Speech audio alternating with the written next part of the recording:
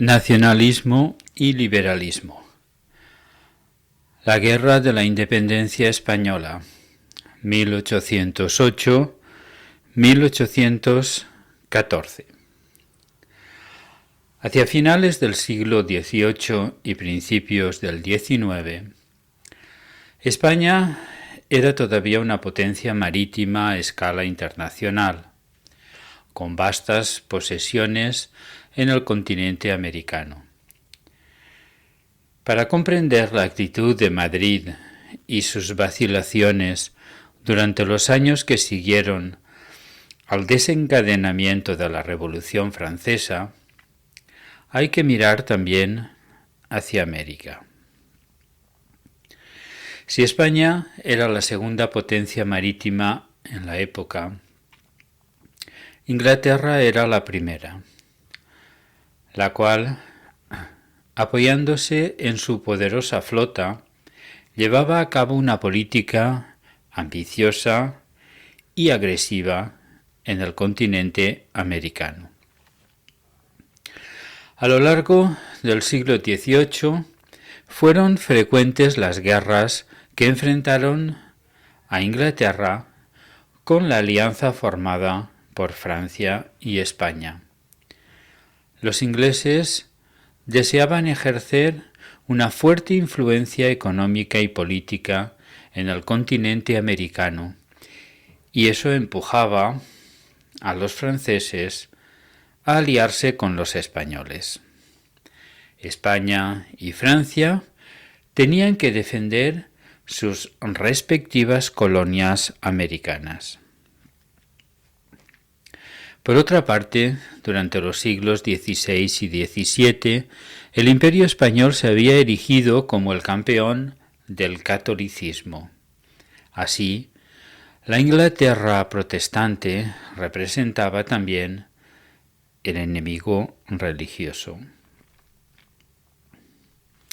A ello, durante todo este periodo, hay que sumar los constantes actos de piratería de marinos, como por ejemplo Drake, muy ligados a la corona británica, los cuales, aunque en verdad no consiguieron capturar muchos barcos españoles, pues las expediciones españolas, integradas por galeones, verdaderas fortalezas flotantes, dotadas de buena artillería, habían sido muy bien organizadas en convoyes desde los tiempos de Felipe II.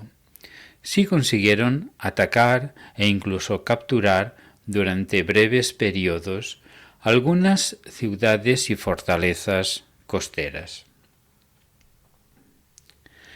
Debido a todas estas razones, Inglaterra era considerada como la gran nación enemiga por parte de los españoles. La pérfida Albión se la denominaba. Francia, en cambio, era una nación amiga, gobernadas ambas por una misma familia, los Borbones. Felipe V, nieto de Luis XIV, el Rey Sol, se había instalado en el trono español en 1700, tras la Guerra de Sucesión. Era, pues, lógico que formaran una coalición contra Inglaterra, que aspiraba ya a dominar el mundo, asegurándose primero el dominio de los mares. Sin embargo, una gran conmoción política se va a producir en Francia en el año 1789, la Revolución Francesa, la cual trajo consigo un regicidio, el de Luis XVI, quien era, además de rey, un Borbón. Las sacudidas de este cataclismo político llegaron a todo el mundo, pero fueron particularmente sentidas en la vecina España, una monarquía absoluta de derecho divino, como la recién derribada en Francia, y una sociedad organizada según la naturaleza del antiguo régimen, en la que además el peso de la Iglesia, su poder, era desmesurado.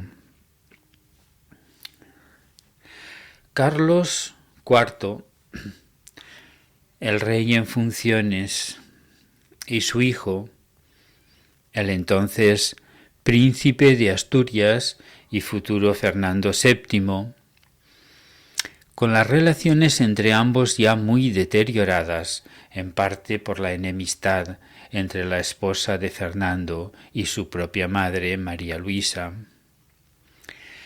Relaciones que acabaron envenenándose y concluyendo en la destitución del padre por el hijo, con la ayuda de la alta nobleza, como consecuencia del llamado motín de Aranjuez.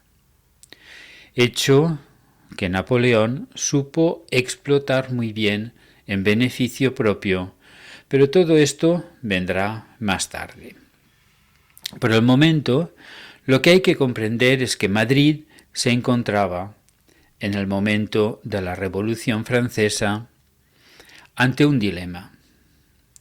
Por una parte, no podía tolerar a los regicidas, que lo eran por añadidura de un Borbón, partidarios de destruir el antiguo régimen, cuyas ideas podían contagiarse a España y acabar igualmente con la monarquía española. Por otra parte, tampoco podía aliarse a Inglaterra, su enemiga natural, que dirigía la coalición contra la Francia revolucionaria. Puede decirse que España se veía enfrentada a dos adversarios, uno político, la Francia de la Convención, de la Revolución, y otro estratégico, geográfico o geopolítico, Inglaterra. El uno podía hacerle perder el alma, el otro, el bolsillo, las colonias. Eso explica su posición vacilante en un principio. Comenzó tratando de salvar al rey francés. Al fracasar en ello, desencadenó la llamada Guerra de los Pirineos contra la Convención, para acabar aliándose a Francia. El personaje que estaba detrás de todas estas decisiones y responsable absoluto de la política española de ese periodo era Godoy. La figura de Manuel Godoy se presta todavía a debate. Para unos fue un ilustrado, incluso un liberal, enemigo de la alta nobleza de la que llegó a formar parte. Para otros, un conservador, un reaccionario. La realidad es que Godoy fue siempre fiel a sus amos, Carlos IV y Luisa de Parma, los cuales lo convirtieron de noble, pobre, hidalgo, como Don Quijote, en grande de España, con unas rentas colosales. Hicieron esto porque Carlos IV, desconfiando de los plenipotenciarios ministros de su padre, Carlos III, necesitaba alguien que le fuera absolutamente fiel, alguien que fuera su hechura, su construcción personal, alguien que se lo debiera todo. Ahora bien, eso no quiere decir que Godoy no fuera inteligente, que sí lo era. Toda figura histórica hay que insertarla en las circunstancias y presupuestos de su época. Y Godoy, utilizó las cartas que su tiempo le ofrecía. Muchas veces, más de las que se ha dicho, con oportunidad, otras con oportunismo. En numerosas ocasiones, sobre todo al principio de su actuación política, pueden ser inscritas dentro del concepto de despotismo ilustrado e indudablemente hicieron bien al país. El despotismo ilustrado intentó conciliar el absolutismo monárquico con el espíritu reformador de la Ilustración. El despotismo ilustrado fue la teoría política dominante en Europa durante parte del siglo XVIII y se basaba en tres principios fundamentales. En primer lugar, supuso una reafirmación del poder absoluto de la monarquía, por lo que no significó ninguna ruptura con la tradición política absolutista anterior. En segundo lugar, se planteó el ideal del rey filósofo. El monarca, amante de las letras y las ciencias, era asistido por las minorías ilustradas, sabía lo que convenía a los súbditos y estaba en condiciones de impulsar reformas racionales necesarias para el conjunto de la sociedad con el fin de progresar y otorgar la felicidad al pueblo. Y precisamente el tercer rasgo se refiere al pueblo, que es considerado como objeto, nunca como sujeto de su propia historia. Según la archiconocida expresión, todo para el pueblo, pero sin el pueblo. El representante español más genuino de esta nueva versión del absolutismo monárquico fue Carlos III, aunque algunos aspectos se pueden plantear claramente en el reinado anterior de Fernando VI y aún en la etapa final del padre de ambos, Felipe V. Se rodeó de una activa minoría ilustrada de gobernantes, entre los que destacarían Campomanes, Aranda y Floridablanca. Su reinado se caracterizó por la preocupación por mejorar la economía y el bienestar de los súbditos, por reformar la organización y por la racionalización del Estado bajo la premisa de la centralización administrativa y la profesionalización de sus servidores, funcionarios y militares. Todo esto se había hecho justamente para tratar de evitar que en España sucediera lo que acababa de ocurrir en Francia, la Revolución. Sin embargo, el sector más reaccionario de la nobleza española, la nobleza absolutista, no gustaba de este tipo de intervenciones, considerando que para reprimir las veleidades del pueblo bastaba y sobraba con hacer un uso adecuado de la espada. Para ello contaban no solo con el ejército, sino también y sobre todo con la Inquisición.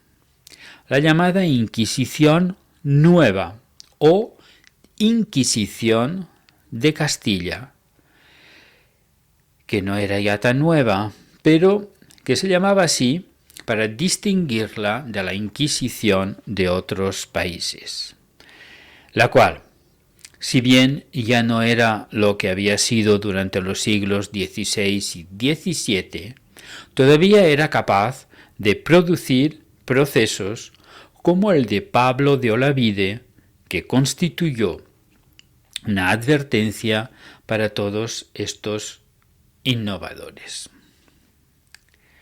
Algunas reformas emprendidas por Godoy tienen como fin limitar o controlar el poder de esta alta nobleza, con lo que se ganó de por vida su animadversión.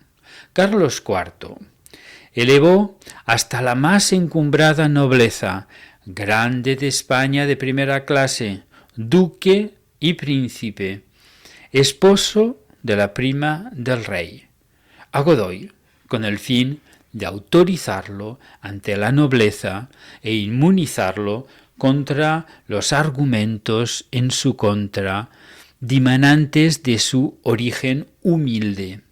Haciéndolo poderoso, tendría autoridad frente a los poderosos. Ahora bien, Fernando VII, ya entonces, y luego, durante todo su reinado, hizo de este mismo sector de la nobleza reaccionaria su más seguro puntal. Además, corría el rumor de que Godoy era el amante de su madre, Luisa de Parma, con lo que la enemistad entre los dos hombres llegó a ser visceral.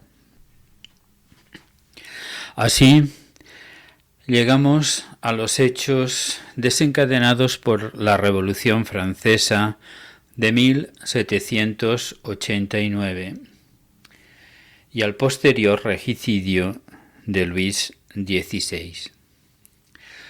Como se ha dicho, España reaccionó aliándose a las otras monarquías europeas para tratar de matar el polluelo de la Revolución cuando aún estaba dentro de la cáscara del huevo, declarando la Guerra de los Pirineos o Guerra del Rosellón. El clero constituyó un eficaz cuerpo de propaganda para exaltar la defensa del altar y el trono, unidos por la voluntad de Dios. De este modo consiguió que la guerra adquiriera una gran popularidad, revistiendo carácter de cruzada religiosa.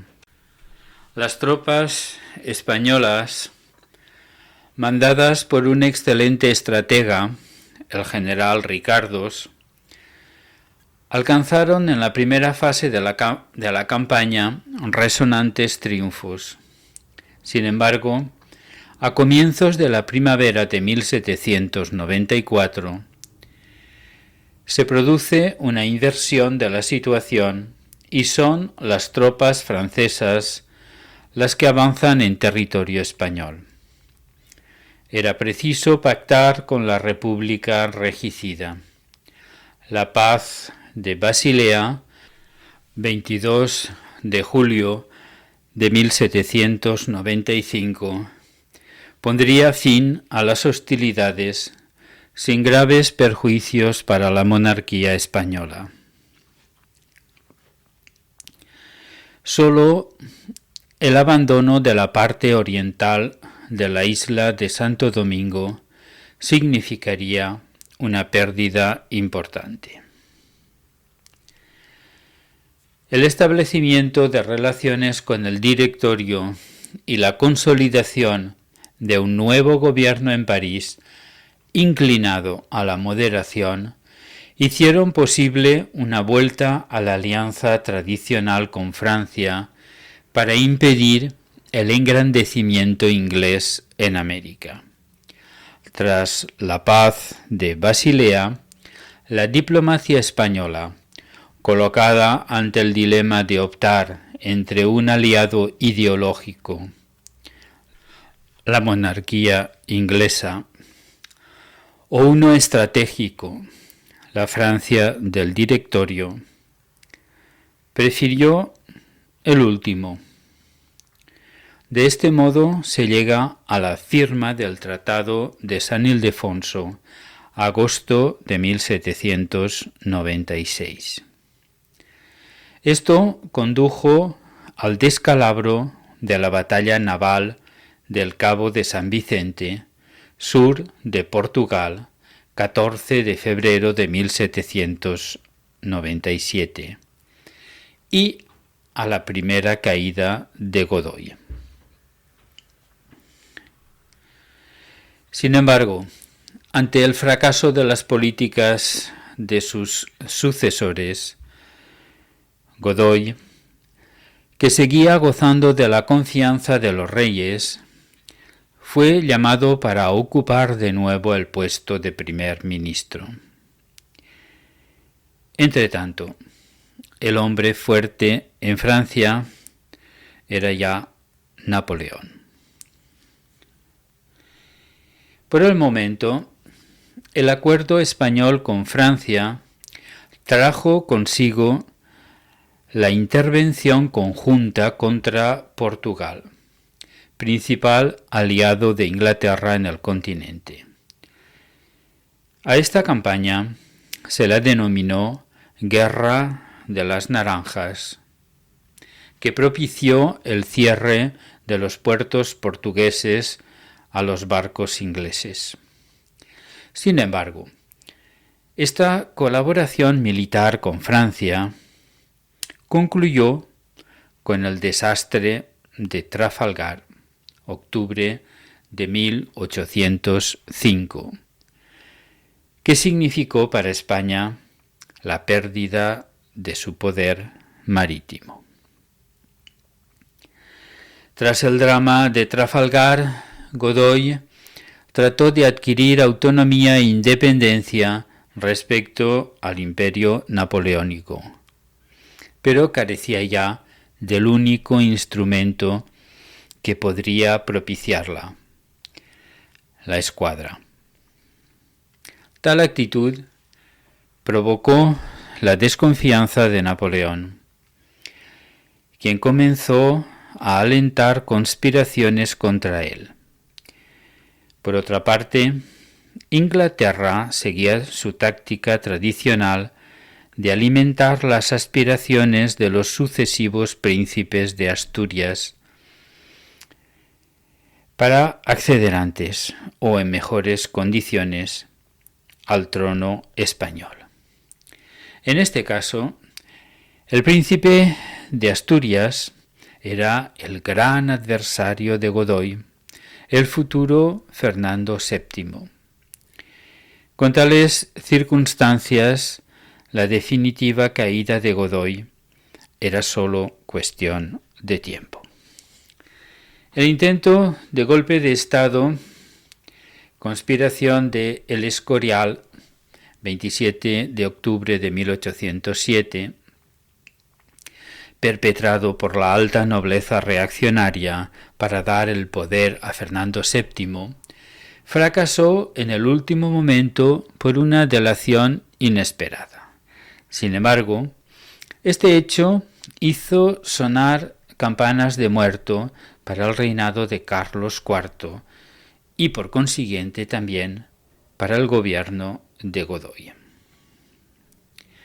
El mismo día en que se frustraba la conspiración del Escorial, se firmaba entre Napoleón y Carlos IV el Tratado de Fontainebleau, que acordaba la desmembración de Portugal en 3 grandes zonas colocadas respectivamente bajo la soberanía francesa, de la reina de Etruria y de Godoy, en virtud del cual un ejército imperial, al mando del general Junot, atravesó la península para hacer efectiva la ocupación de Portugal.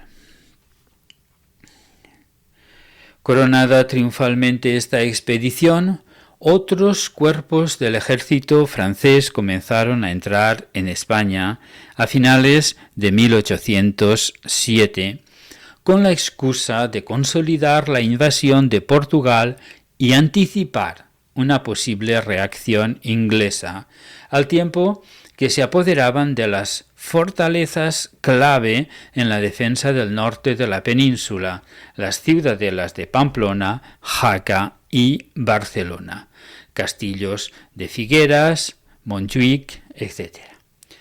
Napoleón ponía así sus cartas al descubierto. Su objetivo real era adueñarse de España. El motín de Aranjuez. Napoleón contaba también con la crisis dinástica que enfrentaba al rey Carlos IV con su hijo, Fernando. Dicha crisis culminó con el llamado motín de Aranjuez. De nuevo, acicateado por la alta nobleza fernandina que soliviantó al pueblo. En el Palacio Real, ubicado en dicha ciudad de Aranjuez, situada al sur de Madrid, camino de Andalucía, solía esperar la corte de Carlos IV la llegada de la primavera. Ese año, ante la actitud amenazante de Napoleón, Godoy había preparado una estrategia consistente en tomar las disposiciones pertinentes para que la familia real se desplazara a Andalucía y desde allí, si las cosas se ponían difíciles, embarcar para América, donde se hallaría a salvo en las posesiones que España tenía allí. El plan se frustró cuando la nobleza reaccionaria, partidaria de Fernando, supo canalizar el descontento popular hacia los viejos monarcas y su válido, así como sus incipientes aspiraciones democráticas, para soliviantar al pueblo con el subterfugio de que Godoy había secuestrado a la familia real, obligándola a abandonar el país. Carlos IV, para salvar la vida de Godoy, abdicó en su hijo Fernando VII. Este último era perfectamente consciente de que la consolidación de su posición, todavía muy precaria, dependía del apoyo de Napoleón. El emperador, por su parte, había hecho traer a Godoy a Bayona, y con el señuelo de éste atrajo también al depuesto Carlos IV y su esposa, quienes deseaban proteger a su antiguo válido, al que apreciaban sinceramente. Así, deseando Fernando entrevistarse con Napoleón y aceptando éste hacerlo únicamente en Bayona, ocurrió que la familia real entera cayó en la trampa del emperador, quedando prisionera de éste en territorio francés.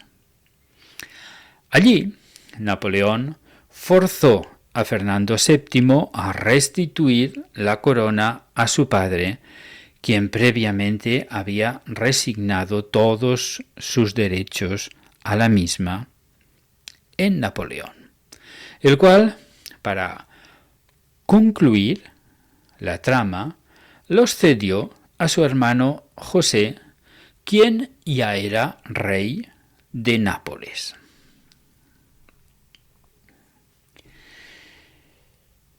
A partir de ese momento,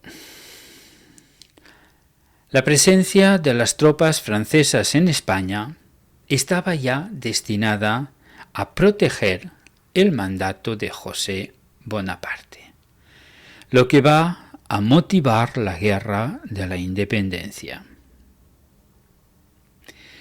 Y será ocasión para que se desate, al tiempo que la reacción nacionalista, el primer proceso revolucionario de signo burgués en el país, con cuyo comienzo puede considerarse iniciada la época contemporánea de la historia de España. Napoleón había encomendado a su lugarteniente Murat no meterse en combates callejeros en caso de insurrección, sino despejarlo todo a cañonazo limpio. Eso sucedió cuando el pueblo madrileño supuso que se llevaban al infante don Francisco, penetró en el Palacio Real y desencadenó la mencionada reacción por parte de las tropas francesas. Durante todo un día se produjo en la capital de España una lucha encarnizada que enfrentaba a un pueblo contra un ejército. No se trataba únicamente de una reacción nacionalista contra una invasión llevada a cabo por una potencia extranjera, sino también una sublevación contra una élite política que había propiciado con su pasividad tal estado de cosas. Esa insurrección poseía igualmente una dimensión revolucionaria que apuntaba a la abolición del sistema social y económico del antiguo régimen. Las clases altas lo vieron así, razón por la cual ni el ejército, salvo contadas excepciones por parte de algunos oficiales de baja graduación, ni la nobleza participaron en la revuelta. Temían más a un pueblo armado, aunque por el momento solo fuera con cuchillos y hoces, que a un ejército de ocupación acorazado y pertrechado. Ese día se afianzaron dos elementos que caracterizarían la evolución política de todo el siglo XIX español: nacionalismo y liberalismo, por el momento mezclados. Ambos en un contexto de resistencia y reacción por parte de la alta nobleza y la Iglesia, que no estaban dispuestas a renunciar a sus privilegios. Ese día, el pueblo asumió la soberanía nacional a la que habían renunciado sus jefes naturales y adquirió conciencia de que ello puede hacerse. Desde el punto de vista militar, la Guerra de la Independencia admite una clara división en dos períodos. La primera fase se extiende desde el 2 de mayo hasta finales de 1808, en que Napoleón entró personalmente en territorio español al mando de sus mejores tropas. La estrategia de esta campaña se centró por parte francesa en la posesión de las principales plazas fuertes del país y sobre todo en la ocupación de los grandes puertos peninsulares. Lisboa, ya conquistada desde noviembre de 1807, Barcelona y Cádiz, con el objeto de controlar las principales rutas marítimas e impedir el establecimiento de una cabeza de puente británica. La pretensión de alcanzar a marchas forzadas el puerto de Cádiz y el primer asedio a una gran ciudad de importancia estratégica, Zaragoza, dieron lugar a los reveses iniciales de la Grande Armée, cuyos hombres sufrieron su primera derrota en campo abierto en la contraofensiva patriota dirigida por Castaños. Bailén, julio de 1808. Como consecuencia de esta batalla, el grueso de las tropas francesas, con José I al frente, quedó gravemente comprometido y debió abandonar sus posesiones al sur del Ebro y desbloquear Zaragoza.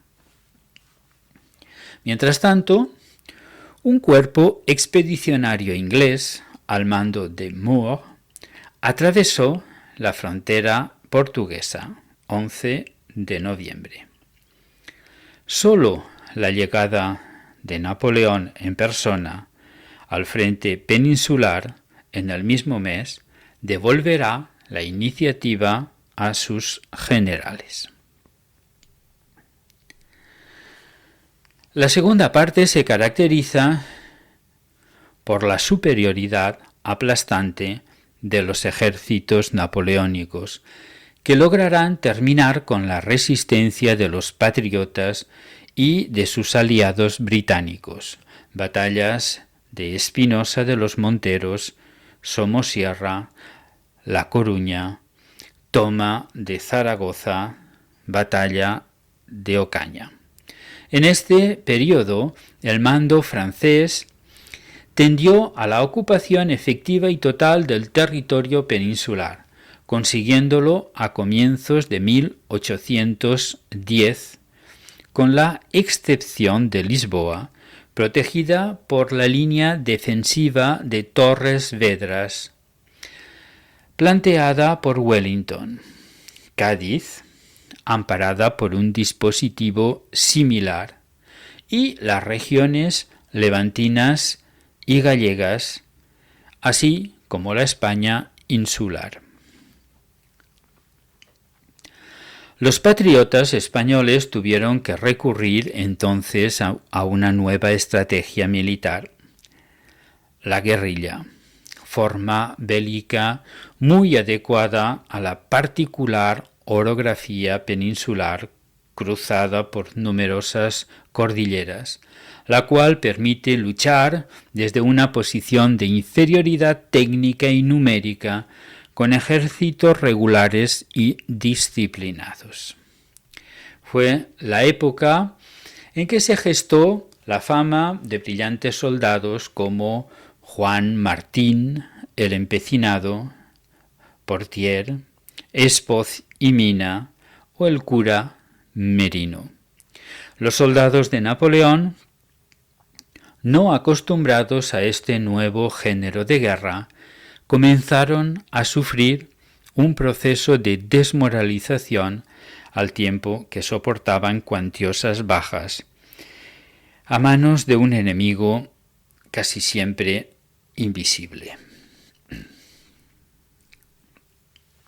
Finalmente, se puede introducir un tercer y último período en que las mejores tropas francesas abandonarán el territorio peninsular en dirección a Rusia. Cuando Lord Wellington, tras su triunfo en la sangrienta batalla de los Arapiles, 22 de julio de 1812, ocupó Madrid, las fuerzas francesas iniciaron su retirada de Andalucía y del centro. Aún así, una contraofensiva gala permitió la recuperación de la capital, que volvieron a perder en una nueva y definitiva operación lanzada por Wellington en 1813. A partir de ahí, las tropas francesas, desmoralizadas por la derrota en Rusia, se batieron en ordenada retirada hacia la frontera pirenaica. Los efectivos aliados invadieron entonces el suelo francés, llegando ante los muros de Toulouse. Las últimas tropas acampadas en Cataluña, bajo el mando del mariscal Suchet, pasaban también al otro lado de los Pirineos. Terminaba así la guerra de la independencia española.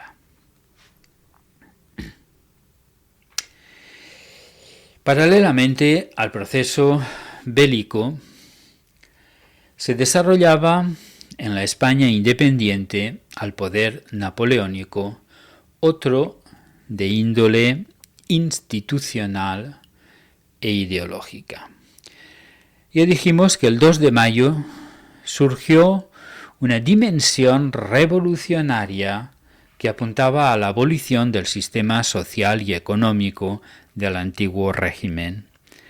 Este proceso culminó con la promulgación en Cádiz de la Constitución de 1812. En el texto constitucional se establecía el importante principio de la soberanía de la nación, con postulados de carácter progresista, inspirados precisamente en el modelo legislativo de la misma nación combatida con las armas, Francia. La labor desarrollada por las Cortes de Cádiz dio a la monarquía española un ordenamiento sociopolítico distinto al que había regido su estructura y articulación durante 6 siglos. Se trata de la monarquía constitucional. Concluida su actividad parlamentaria, el régimen liberal, el nuevo régimen, era una realidad jurídica y doctrinal.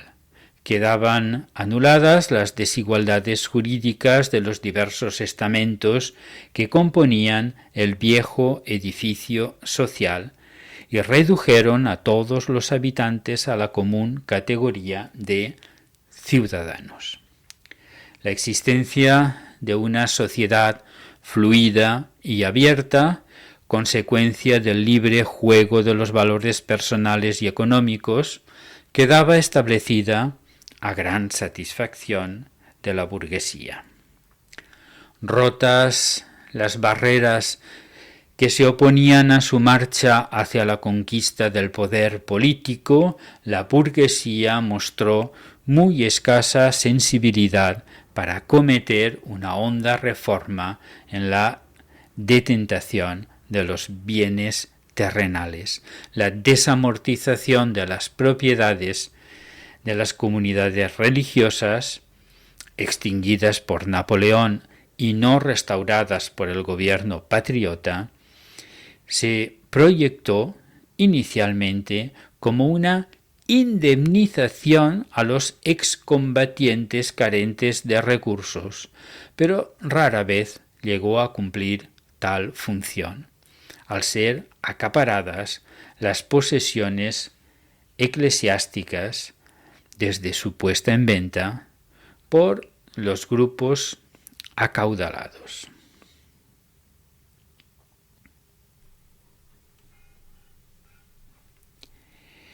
Tras la derrota de los ejércitos napoleónicos y la expulsión de José I Bonaparte, Napoleón devolvió a Fernando VII el trono de España con el Tratado de Valenciennes. El 13 de marzo de 1814 decide volver a España y al trono.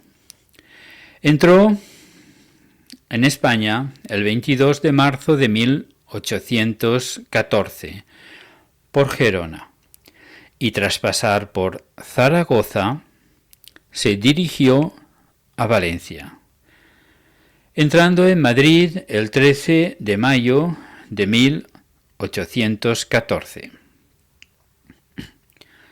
Pronto, el deseado se reveló como un soberano absolutista y en particular como uno de los que menos satisficieron los derechos de sus súbditos, que lo consideraban una persona sin escrúpulos, vengativa y traicionera.